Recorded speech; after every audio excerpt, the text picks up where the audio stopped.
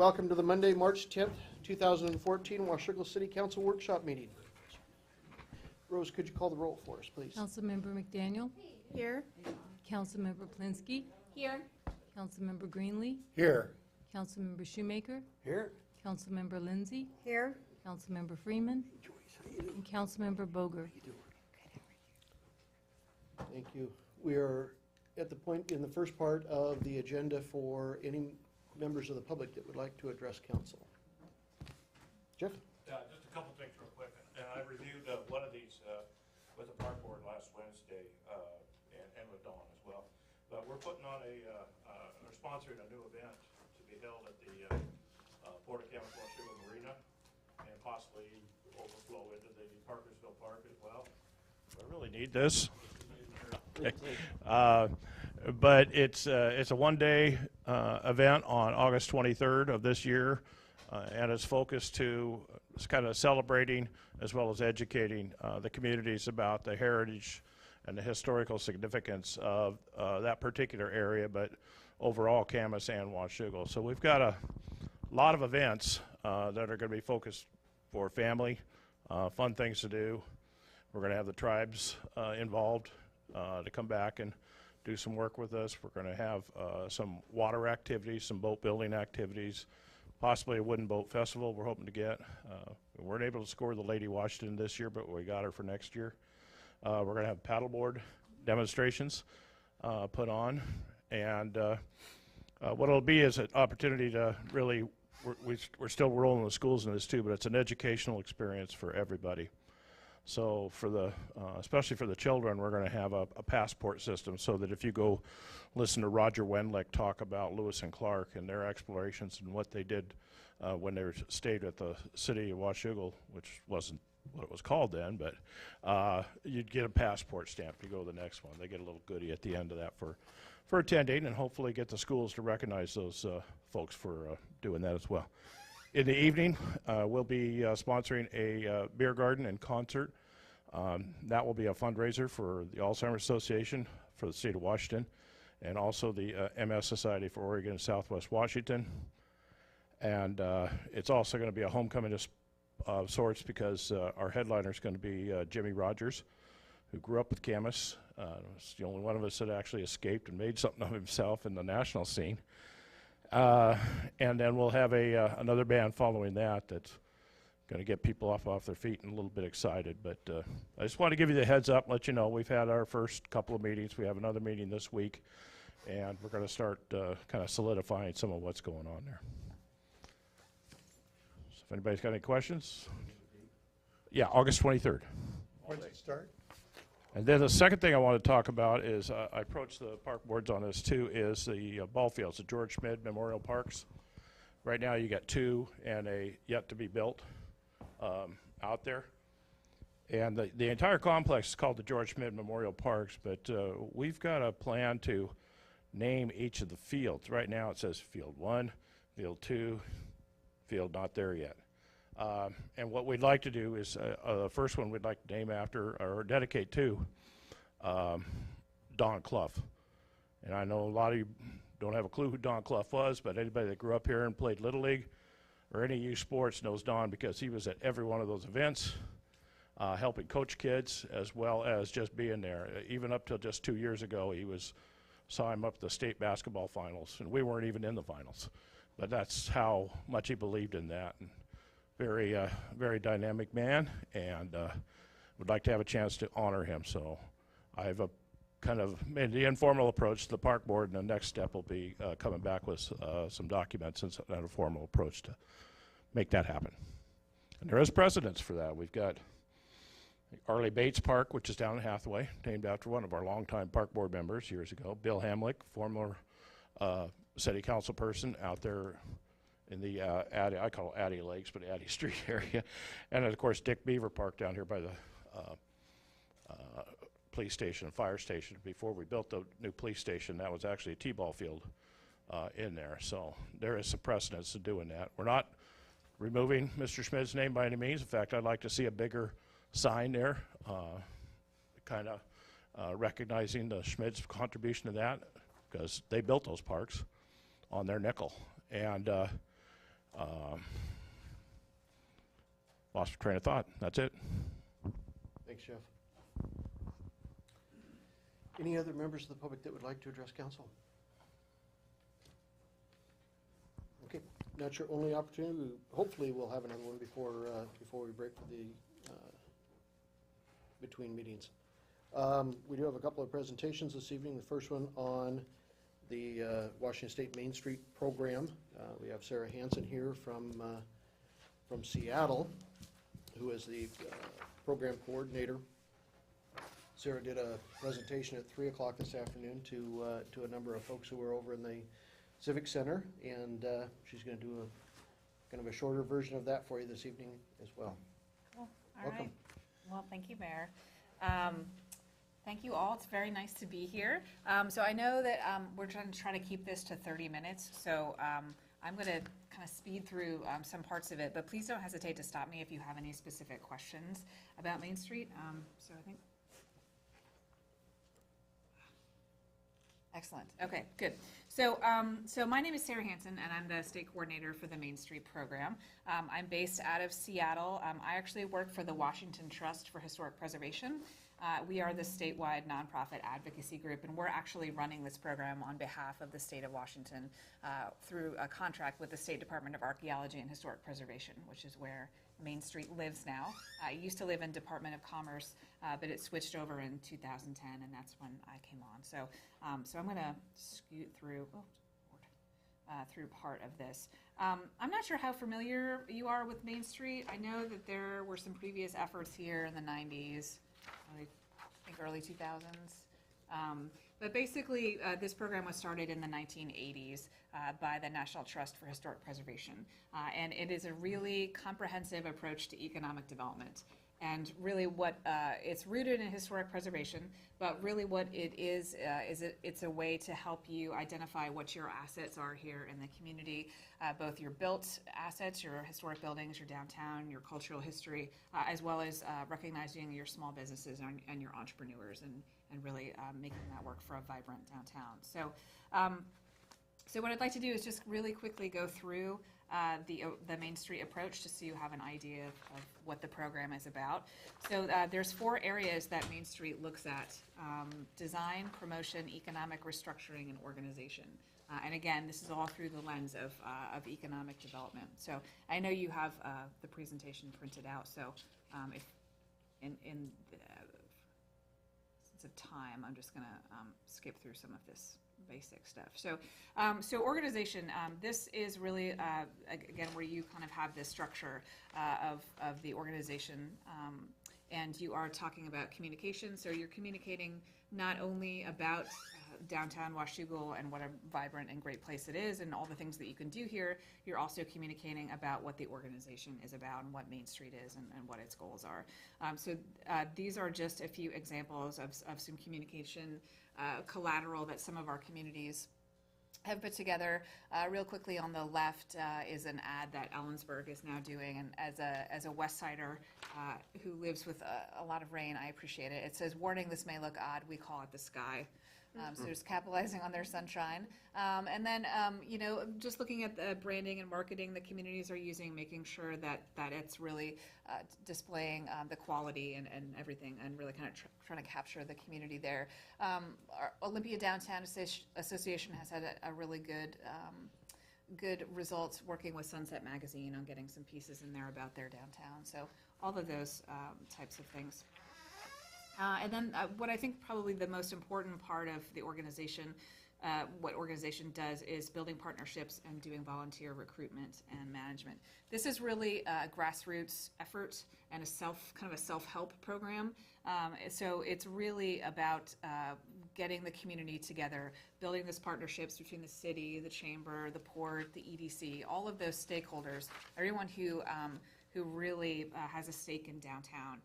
And because you're all working towards the same thing, to make community the best that it can be. So building those partnerships, and then out of that, recruiting volunteers, because this is a really volunteer-based program. It's a little bit different from other nonprofits that are more about policy.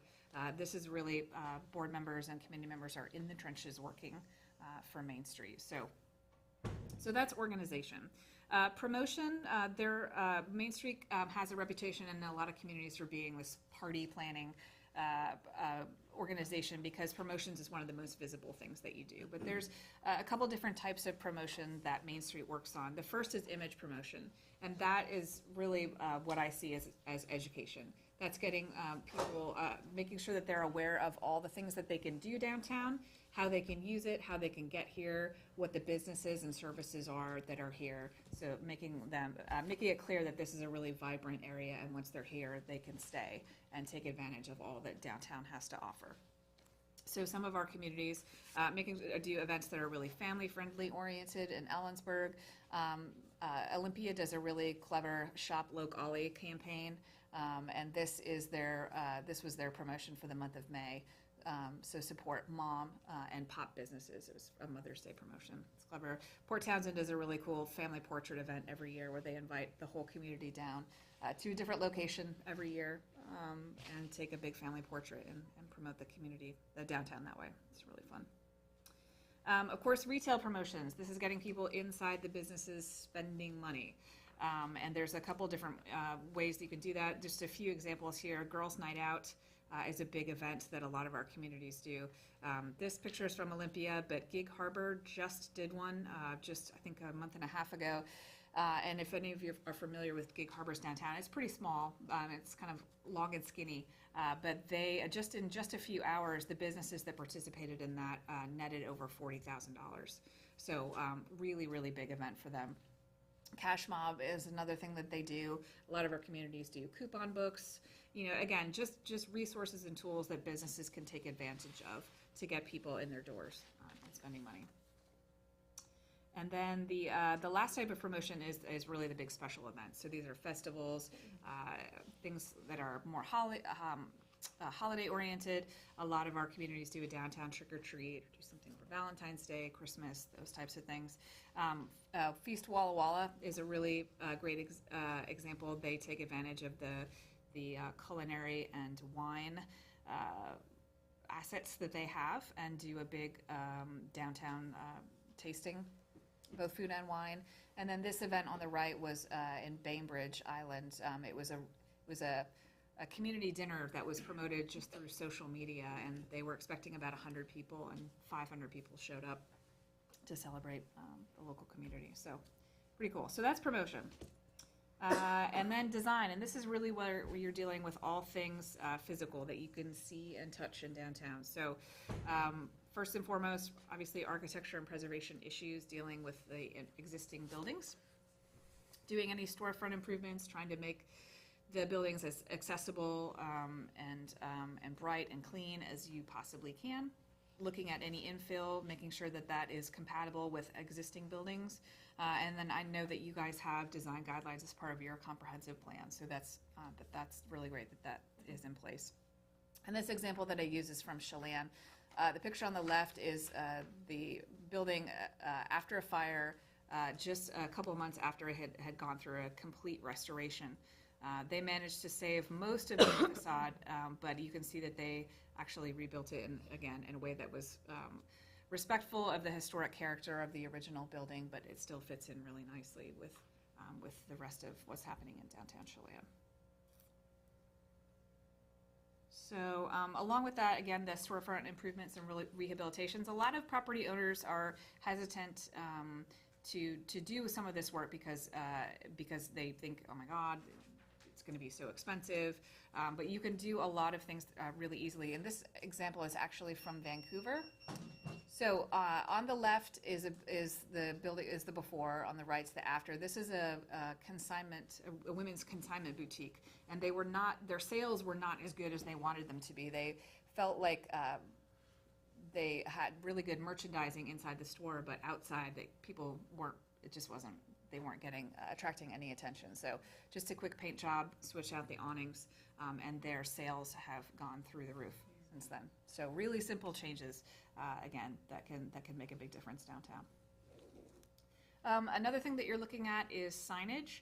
So not only the signs for your buildings and businesses, and looking at, again, the sign is really the customer's first introduction to your business, and so making sure that that's portraying the quality and the character that you want it to, that it's well lit, that if your downtown is more pedestrian or auto oriented, that either way people can figure out what's here and get them to stop. Also, wayfinding. So you guys have a great wayfinding sign right on the River Road off of 14 that tells people what's here, and that's great. So also looking at gateway signage, introducing people to your community and getting them interested in what's downtown and really helping them actually physically get downtown and get oriented. And then the sort of the niceties here, the streetscaping. This is all the amenities and accessories for downtown. So if you do street planters or flower baskets, just basically things that encourage people to slow down, to stop, to really enjoy downtown. It really softens downtown. In Ellensburg, these trash cans are made by a local welder and actually feature architectural elements from historic buildings around downtown, and they've made it this whole walking tour and scavenger hunt now. You'll never be so excited about trash cans as you are in Ellensburg, I promise you. And then in Kennewick, they realized that a lot of people that were using their downtowns were dog owners, so when they put in this fountain, they also put in a little dog fountain as part of it too. So again, encouraging people to slow down and stay a little while and really take a look at what is in your downtown. I'm not sure why that's blurry. Any?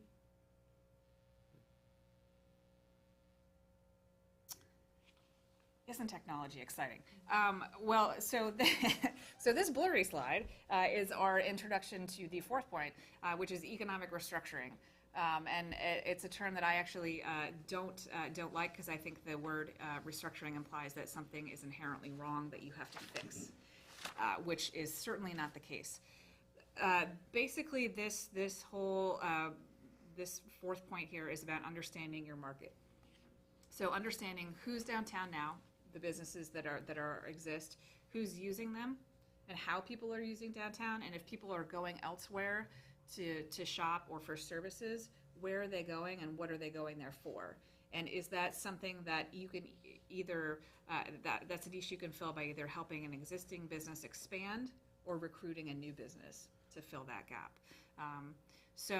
These two examples that I use that are really recent are the Country Air Natural Foods Market in Port Angeles went from a 400 square foot retail space into, I think, something that's 4 or 5 times the size of that in an old department store downtown.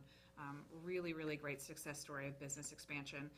And then on the left is Pybus Market in Wenatchee, which I think is a good correlation for here, because this is a historic steel frame building that is on their waterfront, which they were trying to get a better connection between downtown and their waterfront. I think similar to what you guys are trying to do here in Washougal. You guys have Highway 14, they have a huge set of active railroad tracks. Part of this, there's the rehab of this historic steel frame structure. It's a mini Pike Place market, and they're taking advantage of the agricultural valley and all the local purveyors, and there's a winery, there's some beer production in there. They're all there selling. There's a couple local restaurants, plus it's a permanent home for their farmers market. So really, really unique and great example. And making sure that you, again, have the building and business inventory is really, I think, crucial to understanding your downtown. I think it's always interesting for me because communities that actually do this always tell me how surprised they were by exactly how many businesses and services they have downtown. And they had no idea. So again, this is just all part of helping you better understand the community as it exists now, so you can help plan for the future. And I always throw in the slide from Prosser. I know that you all are dealing with some vacant spaces downtown, but that doesn't have to be a bad thing. It can be an opportunity, because that's an opening that you have for a lot of great things to happen. So that is the 4 points in a nutshell. I know that was a ton of stuff. I tried to be very concise. I want to leave as much time for questions as possible. Really quickly, an overview of what the state program looks like right now. We work in about 107 different communities at some level. We're actually merging the top 2 tiers, so you can ignore the nationally designated versus Main Street tax credit communities. We're just going to make it tax credit communities. Some will be nationally certified, but we can get into that another day. And the statistic that I like to throw around for the results of our 2013 stats is that every dollar that the state of Washington invests in the program, which is $160,000, that is generating an additional $101 in private investment in those 28 communities. So I think we're able to prove that this program really does work. Question, what, Yes. tax credit community, is that Newmarket? It's not Newmarket. It's actually a Main Street tax credit incentive program, and I'm going to talk about that in just a All right, second. sorry. No, please don't apologize. Quick snapshot, we work all over the state. So all those little dots are a part of the network. So we are definitely really statewide. I'm going to skip that. That's a little bit just about what the services that we offer as a state program. This is what I wanted to get to, our revitalization statistics. So we track these for all of our communities. Number of new businesses, new jobs, the level of public and private investment in downtown. So these are our statistics for 2013, which I think are pretty compelling. So in these 28 communities, we have over 400 new businesses, over $16 million in private investment, about $20 million in public improvement investment, and over 1,000 new jobs just in those communities that are working with us on Main Street. So some pretty good numbers. A quick overview of what this tax program is. This was started by the legislature in 2006, and organizations that participate in this are nonprofits who are following the Main Street 4-point approach, and they go through an application process. Once they're designated, businesses that donate to them can get a 75% tax credit with the state of Washington on their business and occupancy tax and their public utility tax. So it's a pretty phenomenal program. Basically, it's a way for communities to redirect their tax dollars from Olympia and keep them right in downtown. So again, I know I talked a little bit more expansively about it earlier with the group, and I'm hoping that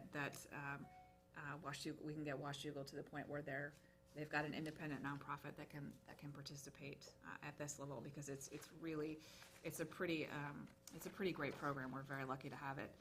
There are 2 caps on the statewide program currently.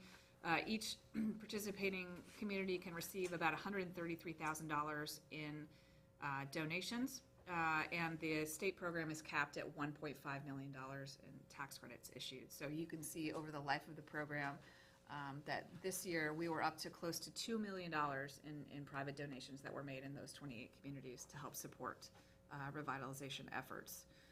And we were about $1,000 short of meeting our cap. So we are actually going to approach the legislature next year and ask that both the statewide cap and the individual cap on the amount of money that communities can receive is raised. Real quick snapshot of what some of our communities are getting, and again, just the progress that we've been able to make with this program just in the past 3 years. So that's mostly what I wanted to talk about, and I'm doing a shameless plug for our conference that's coming up in Wenatchee.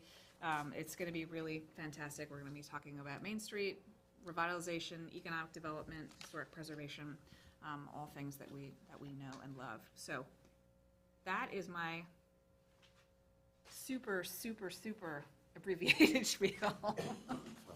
Thanks. So I don't know. I'm happy to answer questions. Sure. And on your tax incentive, you said 75%. Is there a cap on that? I mean, you say 75%, but. So you can't. Businesses can't donate more than what their tax liability is. So whatever their B&O tax liability is with the state, they can donate that full amount, and they'll get a 75% tax credit on that. So they can't donate more than they owe. But there's a cap to the community of That's correct. $133,000 a year. That's correct. So the organization that they're donating to, the Main Street organization, can receive up to $133,000 per year. And then the whole state program is capped at 1.5 million in tax credits issued. So it's a first come, first serve program. So that's why we're going to, hopefully, to get it raised so that we can. Do you have a list of the 28 cities? Is that what it? Yeah, it's 28 communities. I do, let's It's on see. your website. The map. It's on our website, yeah, and then the red stars and the green, or the blue diamonds are all of the communities that are participating at this point. So closest to you would be Camas and Vancouver, are two that we work. that I work Why a red star and what's the difference? This map is, the red stars are nationally designated Main Street communities, Okay. so they've been gone through a process of national accreditation yearly. They're kind of the cream of the crop, Okay. if you will, here in Washington. So Is that somehow tied into a National Historic Registry designation?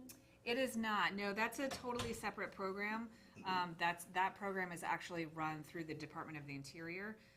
And the National Main Street Center is an independent nonprofit. So while we encourage all of our downtowns to explore having at least a local or national historic district, that's entirely separate from this program.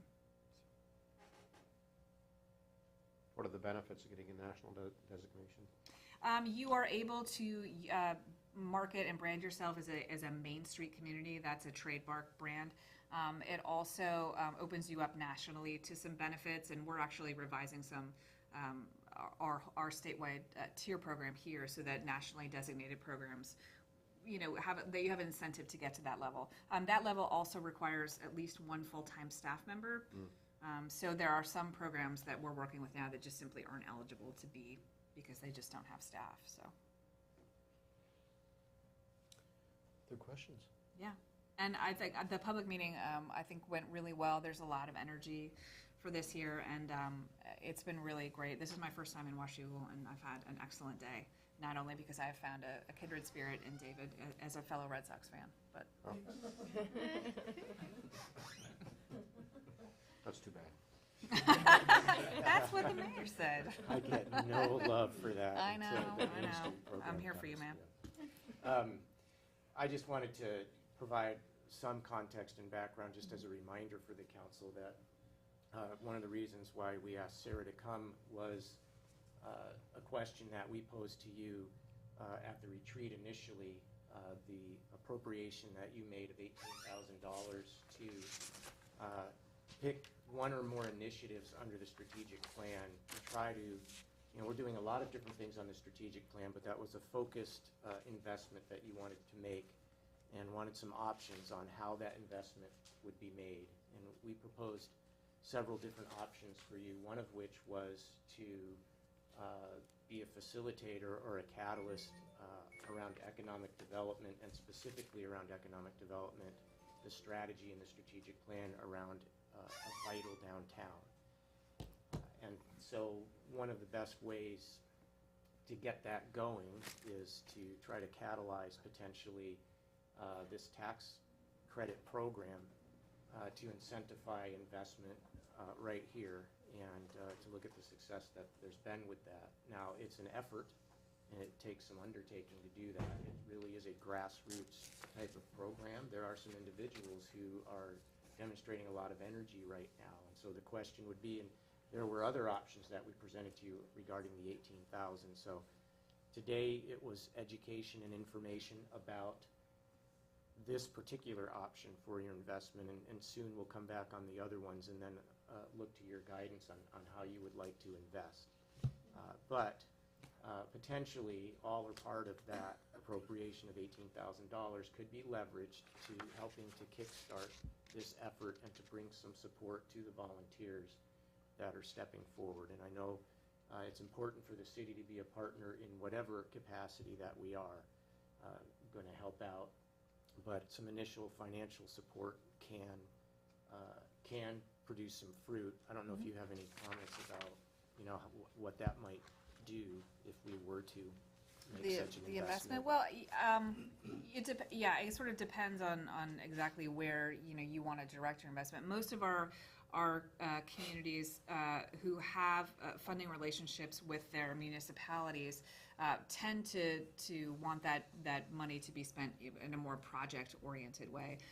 But it's also really important that some of that money be support for the organization and building that as well. So I think, we talked a little bit about some of those low-hanging fruit, some of those projects that could possibly go on here to try to catalyze this effort to become an independent nonprofit and get into that program. So there's a lot of different Some options. choices.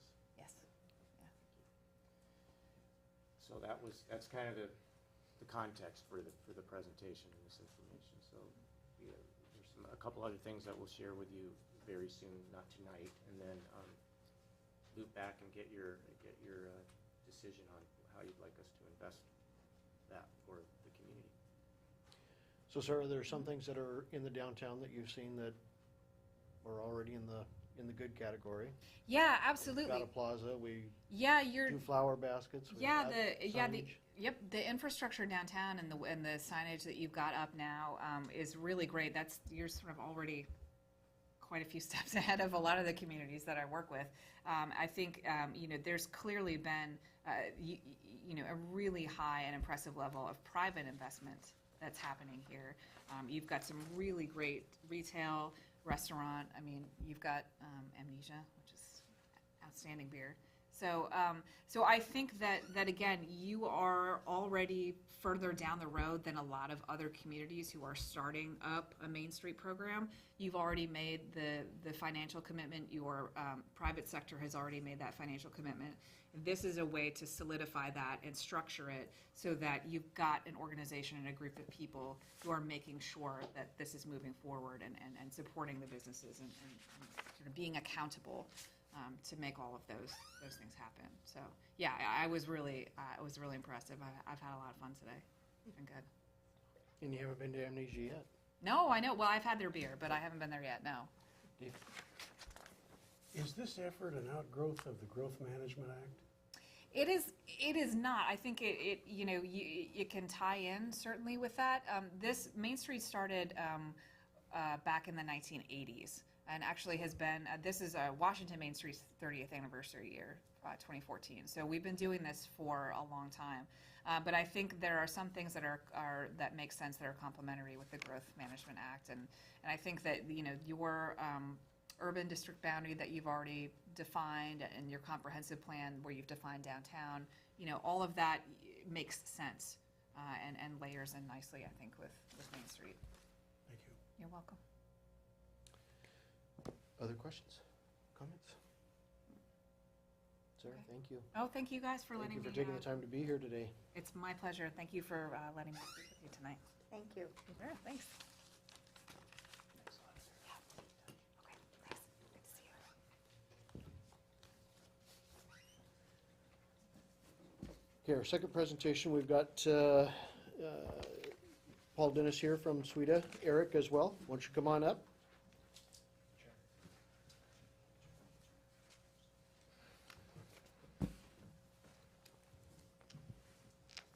Just a moment, gentlemen. Get you into Keynote.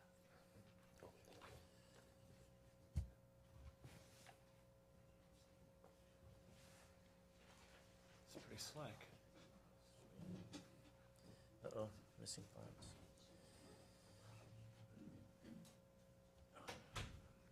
So to advance it, just tap. Just tap and Just tap and it'll move. Yeah. All right.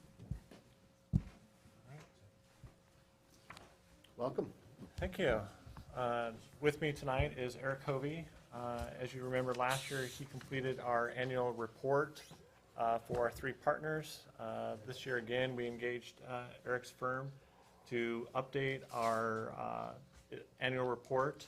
We asked Eric not to just look at 2013 in a bubble, but also look at what companies were still around from our 2012 effort so that we can get a clear picture of what's going on. So if a company comes in and disappears, what we don't want to do at the end of 5 years is add up all the individual reports and say this is our impact when you could have a half dozen of them not around anymore. So we're trying to give as clear picture every time we come back as possible. With that, I'll let Eric kick off and tell you what he's found in terms of our efforts. Well, one of the things, and again, I appreciate the chance to provide the summary this evening, but one of the things we have found is that there always is a lot of movement with firms, and so I think at the beginning of 2013, when we made this first report, we said some things, and of course, some companies have changed and gone up and gone down, and so this really is a cumulative reflection now of a 2-year history. This first slide is basically the same slide that you would have seen last year. It's really just a recap of saying the context for what we're doing. We're in the second year of a review. This goes back to some goals that were, as I understand it, established at the time that the QUITA was set in place as an economic development organization for the Kamas-Washougal area, related to positive jobs balance of averaging about 170 per year, plus recreating the lost jobs from the recession. We'll talk a little bit about where we've gotten with that. And some benchmarks that we use in terms of looking at business trends are things like number of business contacts, business revenues, how many jobs were created and retained, payroll and household incomes, and then also direct tax revenues. So in this past 2 years now, 55 contacts that QUITA has basically companies that they've been involved with. That has broken down now into about 15 complete projects, and that number of 15 compares to a year ago we were saying about 7 completed projects. I think you'll see there's a different scale in terms of the magnitude this year of some of the projects, with larger projects being undertaken. Underway now about 8 projects, active 9, dormant, or in other words inactive about 6 projects, and as you often expect in this business, there are a number that go by the wayside. It's like baseball, you don't get a perfect batting average, and for any of a number of reasons, companies, some of which we're exploring, are no longer actively looking in the within this area. The completed projects are listed on that chart on the right, and this includes both the companies that some of that were on the list last year, as well as a number of new additions. As I say, it's about doubled from where we were before. In terms of economic benefits, here's where I think you begin to see some interesting changes from last year. Our methodology for doing this work was the same as previously. We look at the direct benefits on existing activity, especially business retention, plus we want to really focus on the net new or the net added jobs from existing and new firms. And then in addition to those direct benefits, we also look at the indirect or the multiplier effects of added activity. So the results really are a total of about, well, it adds up to 1,399 net new jobs, and which amazingly enough is almost right at the 5-year goal that was established for QUITA of 1,400 jobs. So After 2 years. yeah, but having done it really within 2 years. I will say that, well, let me just kind of walk through the rest of these. A 68,300 average wage, and that's up from the average wage last year. I think both the added number of jobs and the increased wage are a reflection of a couple of key investments, especially Fisher investments, that have well above average wages, as well as bringing a lot of additional jobs to the community. Then a total of getting close to $100 million annual payroll, over $200 million in firm revenues. You get a little more of a breakout in the chart to the right. The existing activity of firms that basically retain jobs, about 57 jobs, but as you can see, most of it is in added activity, the net new jobs, that 798. We calculate the indirect effect on that, on just those net added jobs, and that's where we get to the estimate of just under 1,400 jobs over these first 2 years. What does it mean in terms of capital investment and tax revenues? Last year, I think when we were here, the total capital investment was about $28 million. That's now $76.5 million. That translates into tax revenue and property tax of about $1.27 million per year. And when you include the leasehold tax to port property, that goes up by to about $1.28 million annually. Those taxes vary by location, and there's a distribution out to the individual taxing jurisdictions, but that gives you a sense of basically the total property and leasehold tax revenue that would be resulting from these investments. So that's really kind of that's the overview in a nutshell. Be happy to take questions or provide additional comments. I'm sure, Paul, you might have some, especially some of the firm-specific comments. Let me supplement a little bit with that. On one of Eric's slides, it says 55 contacts. I can tell you we have more than 55 contacts in terms of companies that we're meeting with. Many times it's just meeting and saying hello, and it's not going to show up as a company that we're currently working with in terms of labor force development or finding a new site. Many times it's a quick inquiry, and if it doesn't go beyond that initial contact, we're not counting it in terms of the stuff that we provide Eric. It's just, we collect the contact information, but if they don't go any further, then it's not activity that we're directly accounting for in Eric's statistics. A couple of things to note is we have had a couple of businesses that aren't in play anymore. One is the solar company for Sharp. They started that division up and within a few months shut it down. And a lot of that was directly tied to the federal tax credits that went away.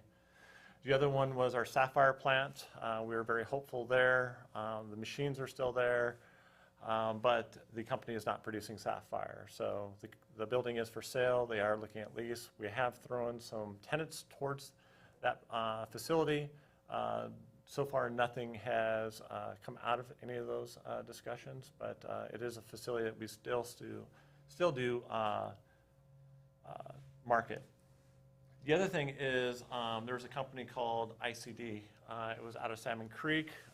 They were pretty bullish on the Camas-Washougal market.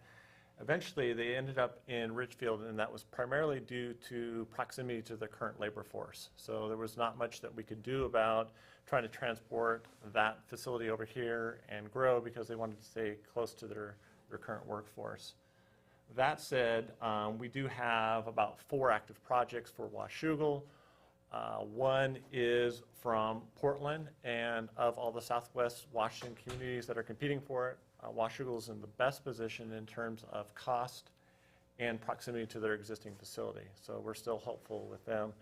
We were trying to get some legislation, working with some of our legislators this year. It just didn't get out of committee. We're still hopeful. They're looking at a December 2015 move out of their current facility and move in here. That means that they've got to start making decisions by this summer in terms of what do they want for a facility and so forth. We have a tourism company, likely not to land here in the short term, but we're very hopeful in the long term to be able to bring that company in here. We had some pretty good discussions with them about a week and a half ago. We have a small aviation manufacturer of parts that is looking for a Southwest Washington location. That was generated out of one of our other business leads. And so they said, hey, what's at the port? And so we've been talking with the port on that. And we have a small distribution center for a company that used to be here in the Camas-Washougal area, is no longer here, but has a desire to bring that company back here. So we're very hopeful. I know in talking with Dave at the port, I'm in contact with them constantly trying to see what kind of space they have available.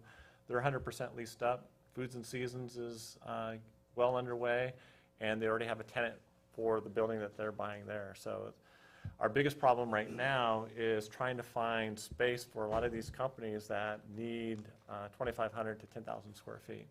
I was Friday talking with another private developer about this, and he's got enough tenants for about half his building, so he's going to go ahead and build twice as much as what he has tenants for, just because he's got a number of inquiries as well. So our biggest shortfall right now is really just finding available space. And so we're working with the port on that. There's a lot of planning efforts, IPZ, Innovation Partnership Zone. We are in partnership with Vancouver on the new IPZ there. There's an east side, west side area that's laid out for that. We are working, in fact, we hired Eric to help us with the Washougal waterfront plan. And so we're in partnership with the Killians on trying to look at what to do with the 40 acres that are out there at the port. And we're looking at some other programs, including new market tax credits, which Brent and Mayor are fully aware of. So we're hopeful to bring some of that information forward in the near term. With that, any questions for Eric or myself? Two questions. All right. First one, the aviation parts manufacturer. To what extent is Grove Airfield a consideration in their locating here? For the larger player that we're dealing with, there's actually two companies. The larger company that we're dealing with, Grove Field would be of great benefit because they need to test some of their products. The larger company we're dealing with, they have 90 to 100% of their market share. It's a lead that was generated out of the state, and of all places, it was out of the Paris air shows where they generated that lead. Having a training tower for life safety out at Grass Valley Fire Station is also of benefit, and some of the other port facilities are of great benefit to the company. So we've got a lot of good things going for us. We know we're in a very highly competitive marketplace. We're competing with Richfield, we're competing with Longview and Kelso. We think we've got the best available site and the best terms to offer. So, Well, I noticed that the port turned down $10 million a couple of years ago. That might help with what you're trying to do. The other question is, to what extent are policies at the federal and state level, particularly at the federal level, putting a drag on your efforts? I think the largest challenge that we run into today is still wetlands mitigation. Luckily for Steigerwald Commerce Center, the first couple phases, they don't have to worry as much about that. But once we get into the third phase of development out there, we will have to address that issue. The larger issue that still is out there is stormwater. And, we've got companies that only need an acre but have to get an acre and a half to deal with stormwater. These are generally state issues. At the federal level, I'm thinking of the policies that affect the economy in general. The monetary policies. Yeah, stormwater came, it's Stormwater's federal. a pass down from the That's a feds. minor- but, Wetlands too? That's a minor issue, though. No, it's not. You can work with that. How about the monetary policy? It's the How about the fact that they're going broke buying bonds? To a certain degree, what happens on the federal level affects the business community. You see it in any one day, you look at the stock market, it gets reflected. When there's something that's happening on an international level, that can swing things. You talk about federal policy, removing the federal tax credits for solar, that had a profound effect on Sharp Solar and their whole division that they'd moved up here and were planning on growing. They ended up we ended up losing 30 jobs. And, it was at 100 jobs down in Huntington Beach, California, but they had transferred 30, and we're on a pretty steep hiring curve here, and that went away.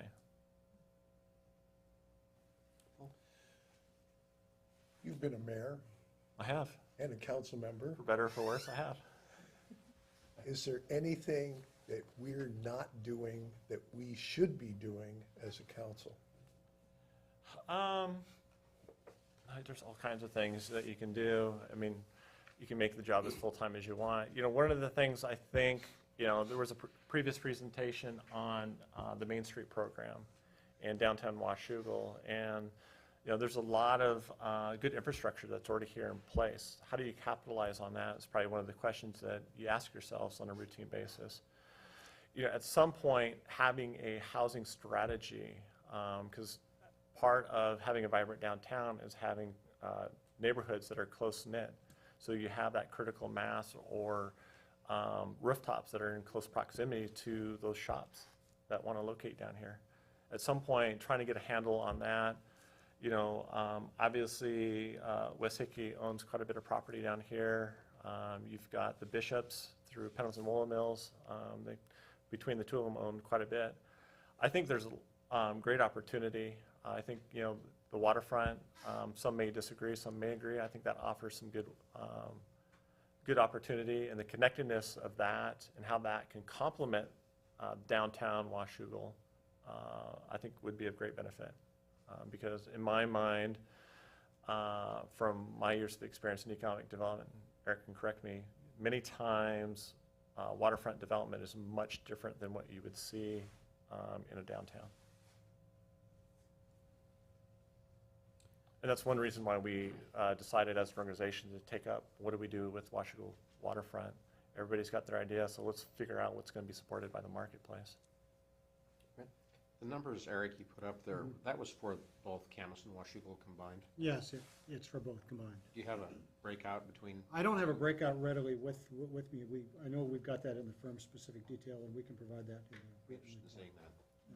We've asked Eric, one, to put the presentation together, and then two, be able to go back and complete more of a standardized report that has those breakouts that we can provide each of our 3 partners, because obviously that's going to be a question for Camas, the port, and yourselves, is what those breakouts are.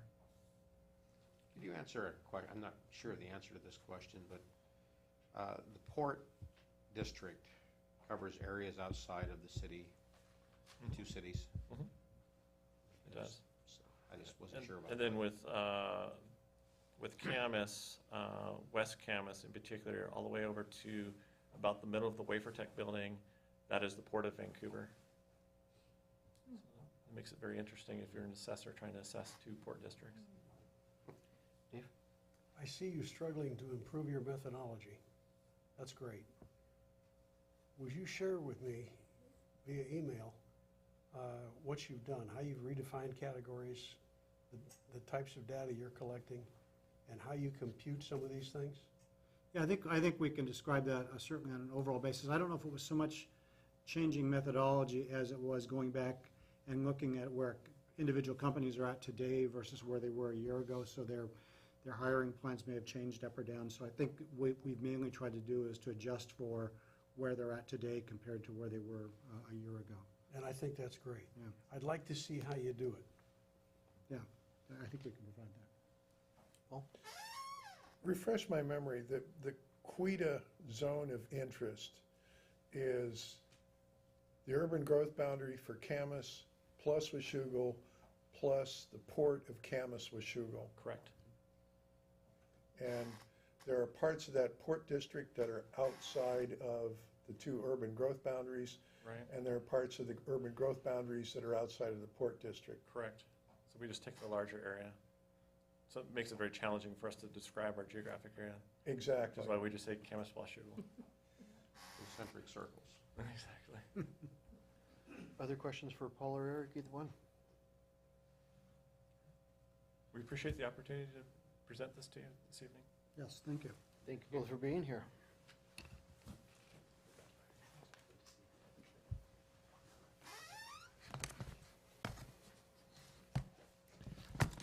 Good evening, Mitch. Good evening. You'd like to talk to us about some code amendments. I would.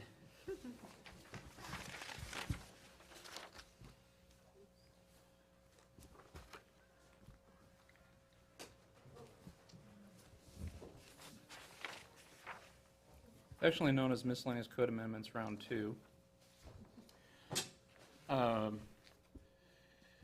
The agenda bill for you, in front of you this evening is on consent agenda to set the public hearing for March 24th, but I'd like to go through the information that you'll be discussing as part of that hearing at the next meeting.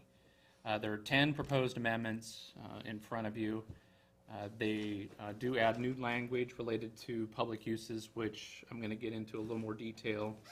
But then we also have language to change code to be consistent with state law, and clarifying language and correcting errors within the code. So what I'm going to show you, and if you're looking up on the TV screen, is really bad. It's just a lot of small, it's really small print. But this is in your packet in a kind of a Word document, all the changes. But I wanted to kind of put this together that it shows each of the sections, the proposed language that's being changed, and the direction that the Planning Commission took on their recommendation. You'll see in the far right-hand column there it may be easier to see on your iPad as well, but the recommendations. So the first one under item 1 is again a change. This section probably looks familiar. We just changed it the last time to reflect 10 years, which was a change in state law for us to hold on to collection of impact fees. We changed that to reference the state law specifically. So if they change the law again, we don't have to come back and change the code again. Number 2 is just a correction in the language. It should be referenced the director as opposed to the building official for exemptions under the critical areas ordinance. Uses, street trees, again, correcting a citation reference. Number 4, I split into 2 categories. The first part of the uses is we're consolidating. We have a S, which means it's permitted by site plan review, and the use table lists out all the uses. X is prohibited, P is permitted, and S is site plan review. So the S permitted by site plan review and P permitted by site plan review are exactly the same. So we just collapse those all together. So there's only one. It's a P. It's permitted by site plan review. We got rid of the S's. No substantive change to that, or no policy change related to that at all. The second part is adding an actual line item for permitted uses subject to site plan review, and that is related to the public use. And again, I'm going to get into that a little bit more here. So I'm skipping across that one right now. Item 5 clarifies when street trees are required for pre-existing lots. Item 6 is change to the commercial design standard, or excuse me, a change to the commercial code that gets rid of the setbacks in the highway commercial district. You'll recall that our commercial design standards want buildings up to front, up to the street. If we have setbacks, they can't accomplish that, so it's in conflict with our commercial design standards. So this change would make it so it's not that way. Again, the bold item there, not numbered, is related to public uses. I'm going to spend a little time on that still. Item 7, that same collapsing of permitted S by S site plan and P permitted in the industrial districts is just being consolidated. 8 is a change to allow manufactured homes in residential districts. That's to comply with state law. It's a long time coming there. Item 9 is an antiquated process. You do not see manufactured home parks come before you, and the Planning Commission doesn't see them come before them either, so we got rid of that language. And then the last section is a citation correction. So one of the things that related to public use that I brought to the Planning Commission, we do not currently allow public uses within our residential district. It's not a listed line item in the code. So my recommendation was to bring that forward as a permitted use. And then to change it there within 1814, the residential districts, as well as 1838, the Woodburn Hills sub-area. The Planning Commission took issue with that. They thought it should be a conditional use permit.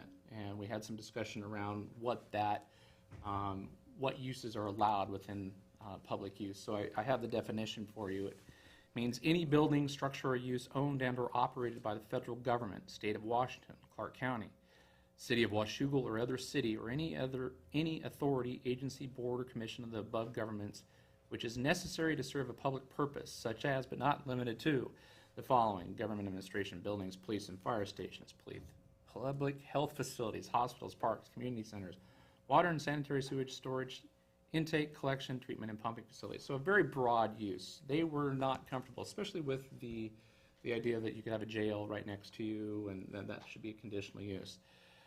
Where I was coming from was that if these uses are to a benefit of the public, it shouldn't be a discussion of whether they should be there or not. It should be a discussion of how are they there. And that's something that we get at under site plan review. It's not, we shouldn't be sitting in front of a hearing examiner arguing that this should be here in the public interest. You might want to explain the difference between site plan review and conditional use. Yeah, in terms of regulation, they're exactly the same, except for you have a public hearing. In the conditional use permit, we sit in front of a hearing examiner and he makes the decision. We only make a recommendation to him. He makes that ultimate decision. The findings are a little different too, aren't they? He usually accepts all of our findings. But I mean the findings that you have to make Yes, to grant a site plan. there is a thing that he has to find that it's, again, that it serves, that it's compatible is usually the issue that he gets into. And what my argument was, at least to the planning commission, was that that was, the compatibility is something that shouldn't necessarily be up for that discussion if it's in the public interest for the betterment of the entire city as a whole. Case specific, if we're looking at a water tower, we know where we need to have a water tower. It shouldn't be an issue about whether or not it should be there or not. It's how do we blend in with the neighborhood. We wouldn't get anything differently going to a hearing examiner unless there was something that he said that, you know, we shouldn't be there. And that's ultimately what I believe is a question for council to respond to, not a hearing examiner. So we kind of had this philosophical question with planning commission. It went back and forth. I made their recommendation, and it is to you, is that it is conditional use. But in the Community Development Committee, we had a bigger discussion about this use, and we talked about the possibility of maybe breaking down that use, more specifically to get rid of some of the other entities, if you will, and some of the other uses. I sent this to the Code Community Development Committee, and we have a couple of weeks that we'll hopefully be able to get back together and discuss it further, but I'd like to present my proposed use to you. And that would be the definition of a public use limited. And what it does is, or limited public use, means any building, structure, or use owned and or operated by the city of Washougal, which is necessary to serve a public purpose and limited to parks and water and sanitary sewage storage, intake, collection, treatment, and pumping facilities. So it eliminates all other jurisdictions to have the ability to use this limited public use definition, and it limits the specific uses specifically to parks and our utilities. What that would look like in an amendment would, in that same kind of Word document that you had, would be this, and that in the Woodburn Hills sub-area, the limited public uses would be a specific line item as a permitted use. I'd also change the definition under conditional uses in the Woodburn Hills sub-area to get rid of that buildings, structures, and so it's just public uses, which we do define. And then again in table 1814-1, we'd have public uses as conditional use, as the Planning Commission recommended, and then we'd have an additional line item which would be limited public uses based on that definition, which would be, those uses would be permitted.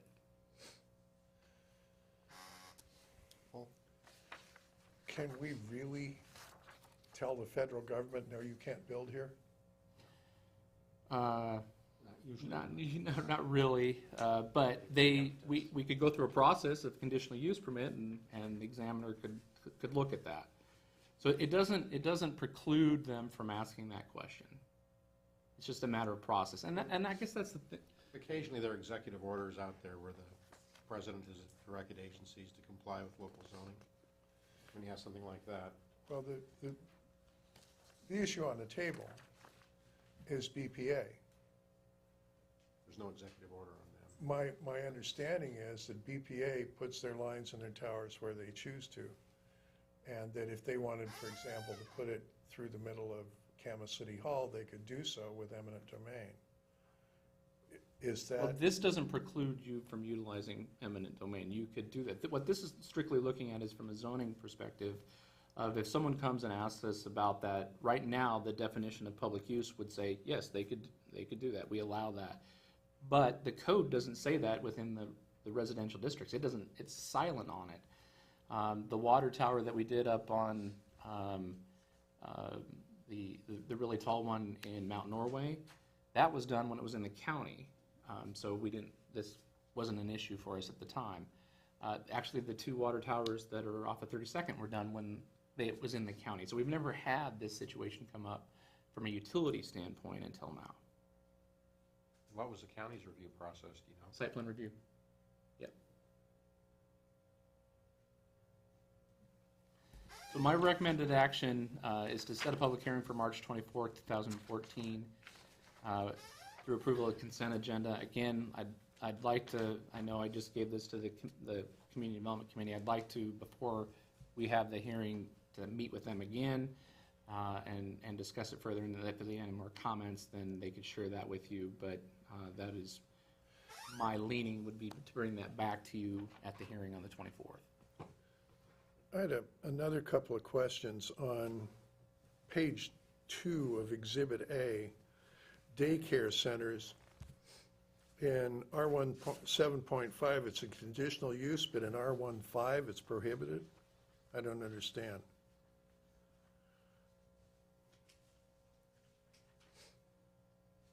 Line 8, item 4. Yep, that's, it's not a new code section, but I could be happy to look at why we do that. Don't know why we have it as R15 prohibited. And then, under line 15, are we compelled by state law to permit manufactured housing? Yes, We are.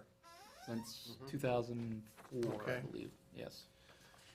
On line, on item number 5, why the restriction on deciduous canopy trees? And why the restriction on 50 feet instead of, say, 35 feet?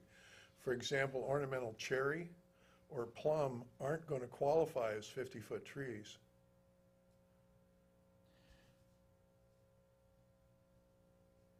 Where are you seeing a restriction on that? It just says a It's deciduous. crossed out, it's on center with the deciduous canopy tree. Finish that sentence. Street trees shall have 1.5 caliper at breast height, and shall reach a mature height of at least 50 feet to the top of the crown. I don't have mine not crossed out. Am I Oh, well, on page 3? yes, Item 5? yes. Here's what I picked up out front.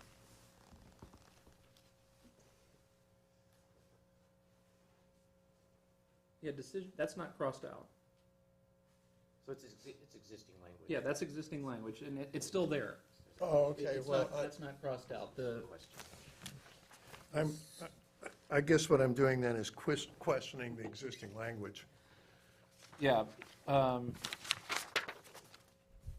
it just says, street tree planting shall be according to city requirements, include a species compatible with the width of the planting area or planting vaults, and shall be located every 30 feet on center with a deciduous canopy tree and the balance of the planter area.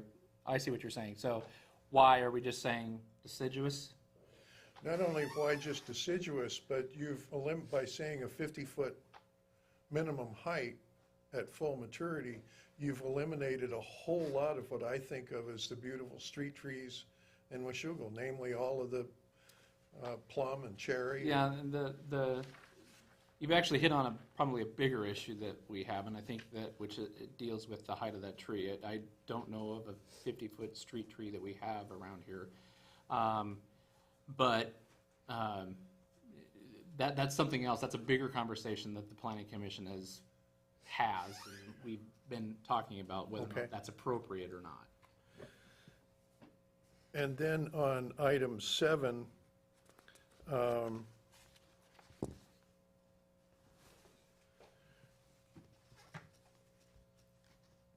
number 4, agricultural product manufacturing and processing.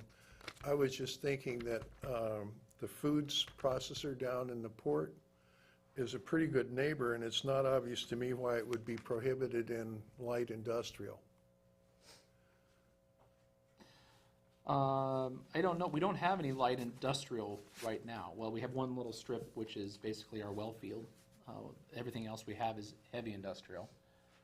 If we were going to look at doing some more light manufacturing, although we probably are not going to be looking at that either, well, at least my recommendation would be, as the employment center would be completely different from the industrial uses. And then item 31, junkyards, wrecked motor vehicle impounds, and other vehicle parts yards are outright permitted uses in light industrial.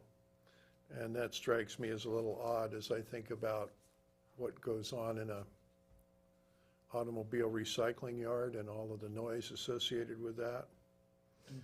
And that a mini warehouse is 37 is a conditional use, but a unenclosed storage facility is outright permitted.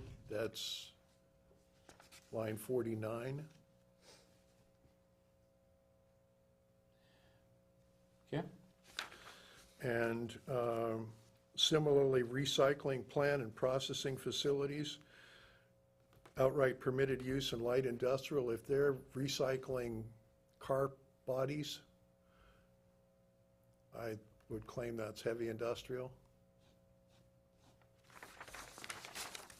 Okay. And welding shops,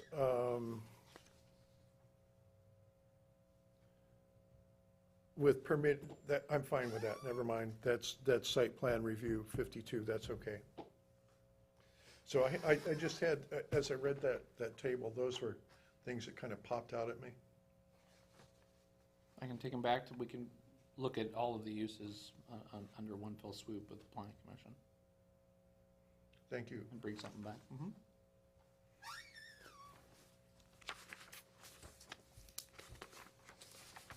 Other questions?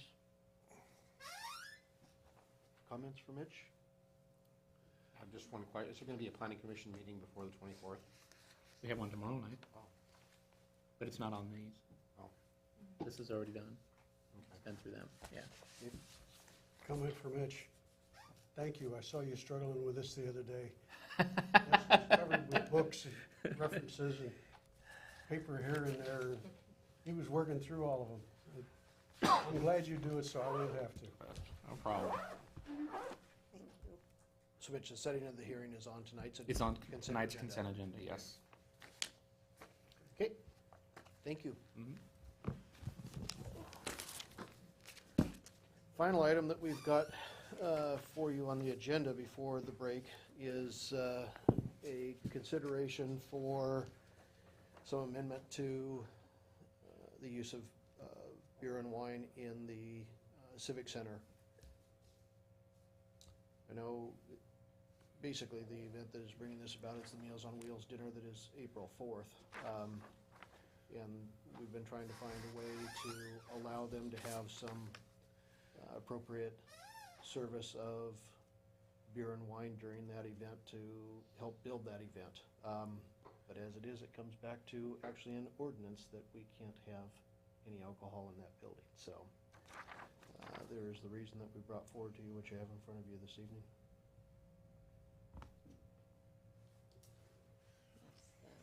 Sounds good. Yep. Yeah, I think that's a Seems good to me plan. it would be more rentable. I mean, more organizations and different groups would like to rent a building if they could serve beer and wine. Potentially. I have at the Vancouver Rec Center, they can have beer and wine there at their center. But I think there's a requirement that they have to hire bartenders to do that. Are we gonna, we're just gonna require what the Liquor Control Board requires. It's fine with them, it's fine with us, basically. We'll ask to see a copy of their approval. It's something you can get online instantaneously. It's very inexpensive. And we will assess a $100 fee, Non-refundable. non-refundable. So you pay a small fee right now, I believe, for the room. Do we have a fee? $35. Very small fee. And then there's a deposit.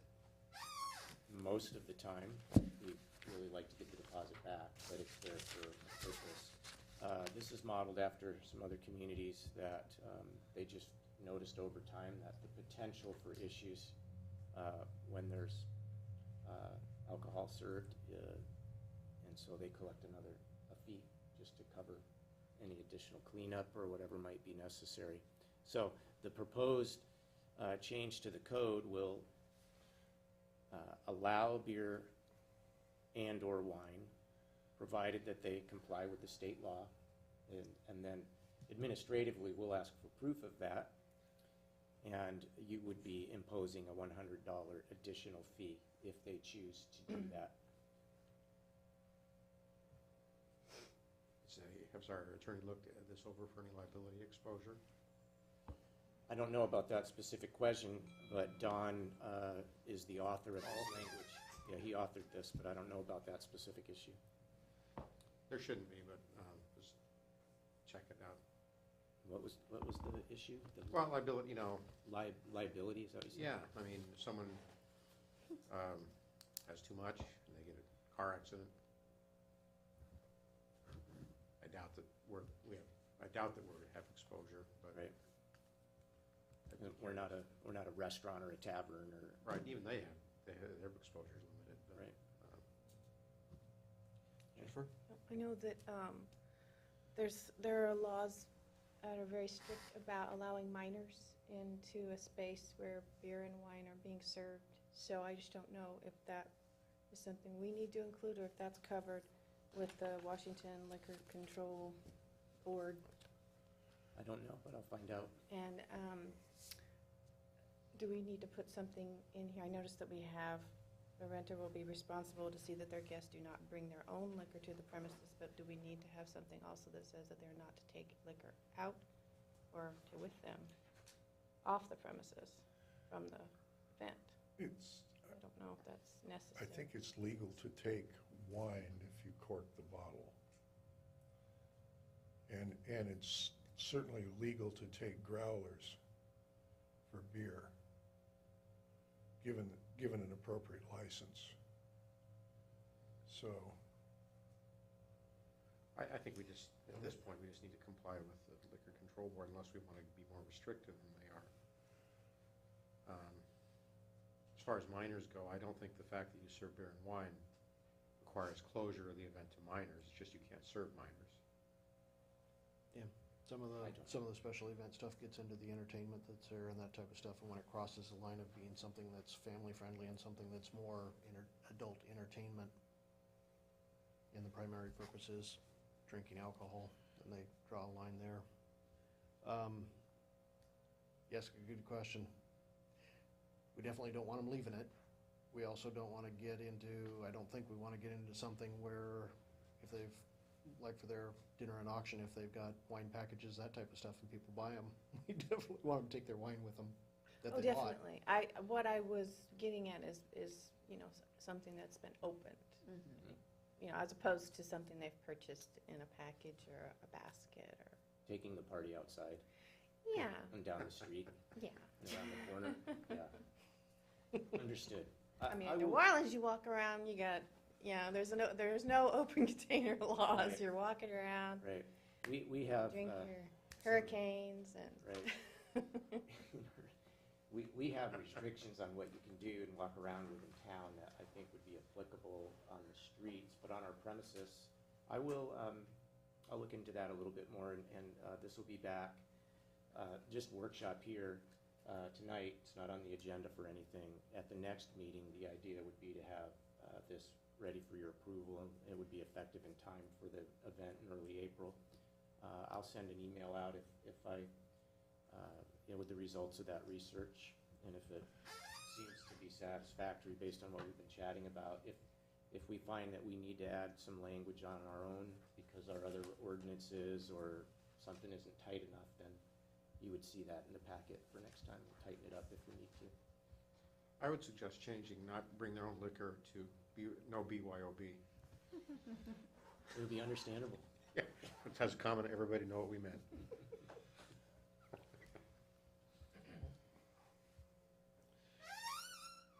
The only thing that concerns me is that I remember from another organization that they got permission, they got the easy license to pour wine, but they were having a fundraising auction, and there was something like a 90-day time frame to get a license to sell by the bottle wine.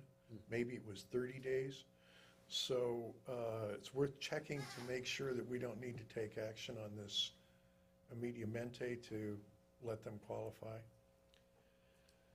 I was actually debating, I was going to ask Don when he gets here about bringing up this evening as a walk-on item to you specifically for that event for Meals on Wheels on the 4th to exempt them from this so that they can actually start not advertising it, but gearing up for that and letting folks know that that's part of the package as well. I have no problem with doing that. Just on a single case basis until we get this all finished out, so.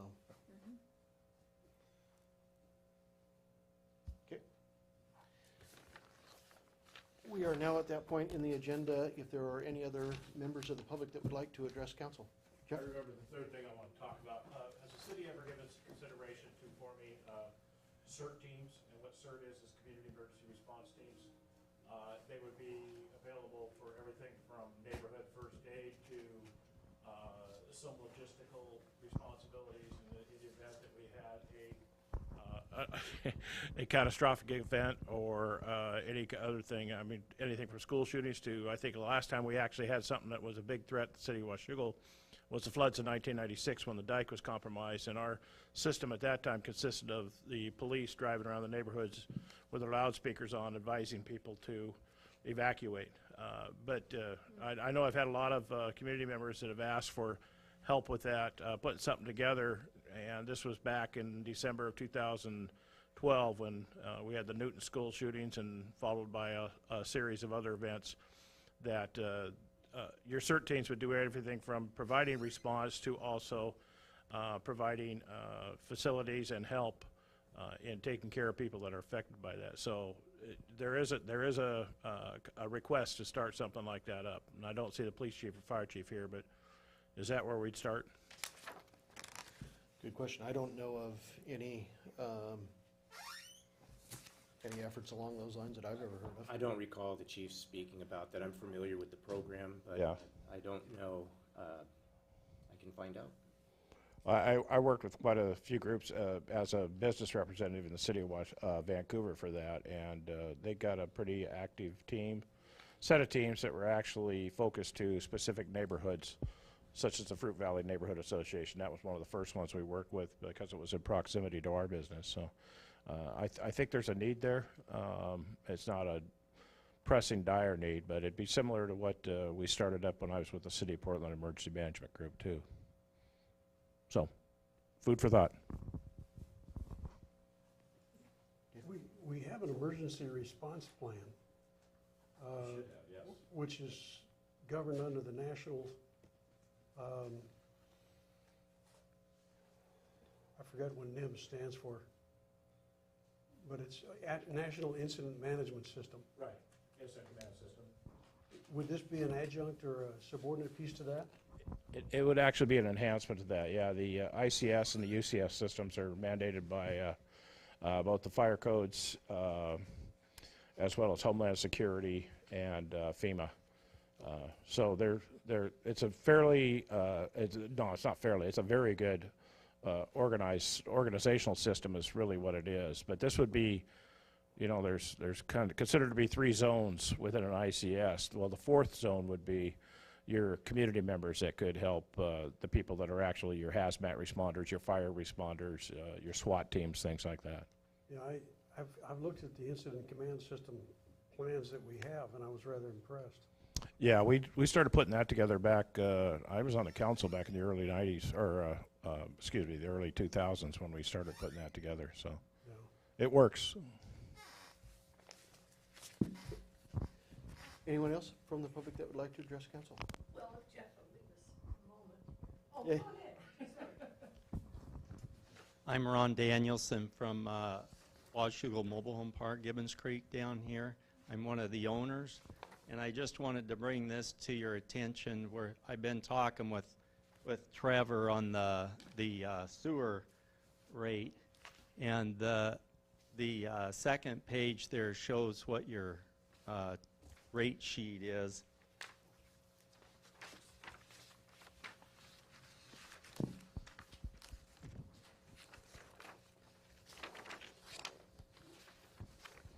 And what we're being charged, we've got the multi-unit dwelling for the water, the 5470, and then the additional units of 4636. But on the sewer, we just have the first dwelling charge. We are not getting the additional dwellings discount. And so I just wanted to bring that to your attention. And I've got on the first sheet there different reasons why I think that it does apply to a mobile home park with all the infrastructure that we have and different costs that you don't have with us that you would with single-family dwellings.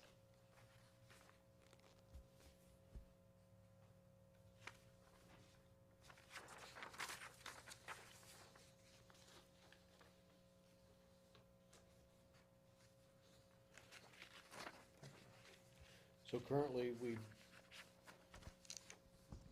do have the multi-unit dwelling on the water, but not on the sewer.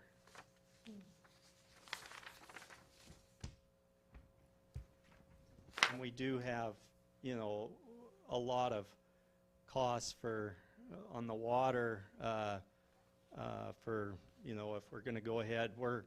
We're doing everything we can to try to figure out ways of conserving water, and we're looking towards sub-metering the park. We're hoping within a year's time that we can get that sub-metered, so everybody can pay what they're using. At the present, we're just prorating it for all of the tenants in the park. And of course, we feel that probably we'll be able to conserve water if everybody feels what they're using. okay. So Ron, your question is primarily on the sewer charge then? Yeah, if we could be charged on the multi-family, we do have a lot of costs, infrastructure and things that the single family doesn't have, and we were thinking that that was appropriate too. Sure. Comments? Yeah. Yourself or Trevor, why we would do one and not the other? Well, I'm not sure why the ordinance reads the way it does. This is existing language that's been around for a long time. We were aware of this situation. This isn't the only facility in town. As you'll recall, in our cost of service study, the decision was made to defer implementation on the sewer side because there were some large swings in different customer classes, and so you decided to leave the sewer rates at no increase. I think it was for 3 years, and then some minor increases, and there was the promise from the team to come back, working with FCS Group, to continue to work at that sewer cost of service question so that we could bring something back to you so that you could implement cost of service on the sewer side. This is exactly the type of question that gets addressed in that analysis. Trevor's had extensive conversations with Mr. Danielson. We appreciate his advocacy on behalf of his tenants and on behalf of this issue. Our approach is to ensure that anything that we look at in terms of making adjustments to our rates is done with a systemic look and not to reach in and just do one thing. That will take us some time, and I think that's a concern for Mr. Danielson. He certainly has advocacy and would like to see it happen quickly, and he makes some points on that. Our recommendation is to let us keep working on that cost of sewer piece, and it's likely that this could be part of that recommendation that we would get from our consultant, but we want to make sure so that there wouldn't be a pinpoint sort of action on this particular thing, and then the study comes back and says that you should do something else. I asked Trevor to just look into some different things just to give us a feel for it as he's been working with Mr. Danielson to try to share as much information as we possibly can. And he looked at some other communities, and basically what we found nothing to help. I think what you told me. Sorry, I missed that. That we didn't find any help, didn't find a model out there. So this has got to be a question with other communities. We need to figure it out the right way. And exactly a way to recognize the things that are being brought up here, and whether it is as simple as just doing the multifamily rate and doing it that way. There's some other categories of sewer connections that's a consideration for as well, or there may be another way to do it that would still meet the goal, which is to recognize the economies of scale. So we just want to be able to study it and bring back a. How soon do you think that you could be coming back with that? What's our timeline, Trevor? The first workshop for second phase of cost of service is April 28th with FCS Group. So we'll be drilling in further from the high-level scrub that was completed in September as far as implementing the 5-year rate horizon. So I have had put a call into Karen Johnson, the principal for FCS. That'll be the first rollout, and then probably 6 to 8 weeks after that, another touch with council as we move towards the sewer strategies. In referencing the communities that David just referenced, I looked at Camas as well as Vancouver with their recent cost of service studies. A lot of the sewer charges that are leveraged are flow-based. So they look at meter flows from off-peak when there's not irrigation being utilized, like a November to March, and then base it off of the water consumption for the sewer assessment. I think that makes more sense. Right. So That's part of also what I was the- trying to get at, that it's a totally different way, and that's what we talked about a little bit when we talked about the cost of service. It wouldn't be what you are, it would be how much water you use.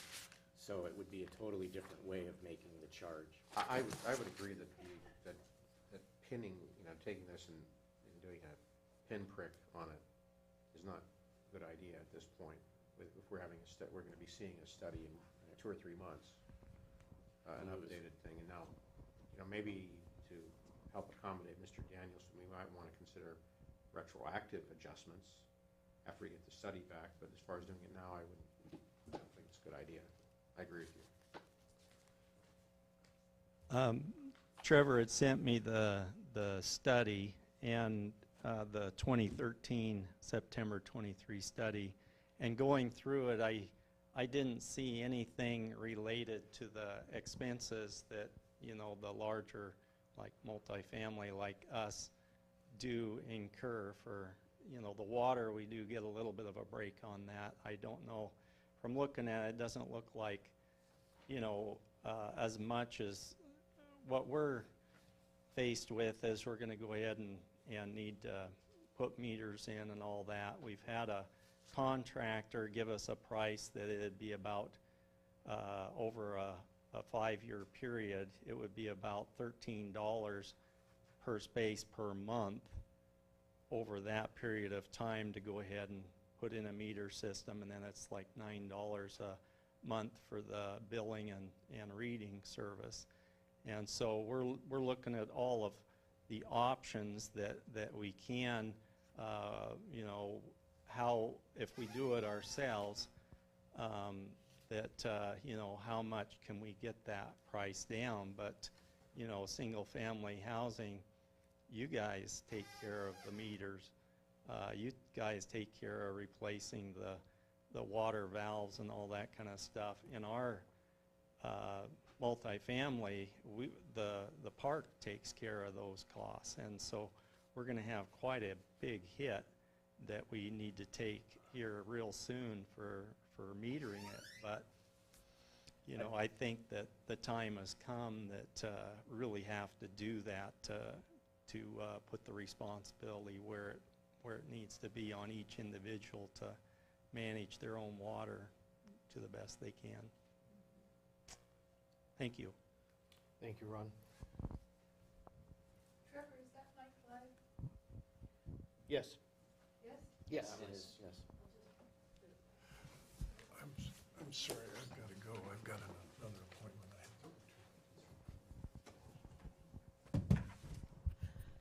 have to. I'm Marilyn Tyrrell. I'm sorry, Marilyn, I have to leave. I've got a 6:30 that I'm already late. Okay, well, anyway. I took the CERT training, and CERT stands for Community Emergency Response Team, which is to say that you need a community and you need a team. From what I've figured out in Washougal, there aren't any communities. There are areas that have been built by developers and gated communities, etc. But the people who have lived here a long time and in houses such as mine, there is no community per se. So we need to start working on developing community associations. I would like to see one for G Street. I don't know how to start it. I'm only one person. I have blah, blah, blah. Anyway, you get the idea. So I'd like you to think about that. I think it would hold Washougal together better if you didn't have a bunch of old people doing nothing when we could have a group. There are people getting old enough to have children and blah, blah, blah. Anyway, the next subject I want to bring up is the community room that you have just been discussing with the liquor thing. I don't know if you ever saw Animal House, but I'm told by the people who use this building that after New Year's, the group who rented that room left it in a state of disaster. Your $100 deposit is not going to do anything to cover what I was told was there. I didn't see it, so I can't claim that, but I am told that it was just horrible. So think about that when you're putting things apart. But, you know, do go back to the, we do need to, we're working on community. We need to do more for community. And the fourth thing I want to bring up, because I'm going to go home and eat dinner, is that we are, now I've lost my train of thought because it was so funny. What? Oh, this area is starting to look like a trash heap. I work with the Unitarian Universalist Church in Vancouver, and we go out to Highway 14 and we clean up twice a month. Nobody is cleaning up around here. Our brand new, nice, fancy extension of Highway 14 looks like somebody is using it as an offset for the waste connections. We need to start developing with Camas a group that goes out and cares about what our streets look like. This sounds like, welcome to Washington, and what do you see? It's a trash heap. We need to start doing something about that. That's another Washington community thing. Thank you, Marilyn. Okay, with that, we're going to adjourn for a quick 21 minutes. Back here at 7 o'clock for a regular meeting.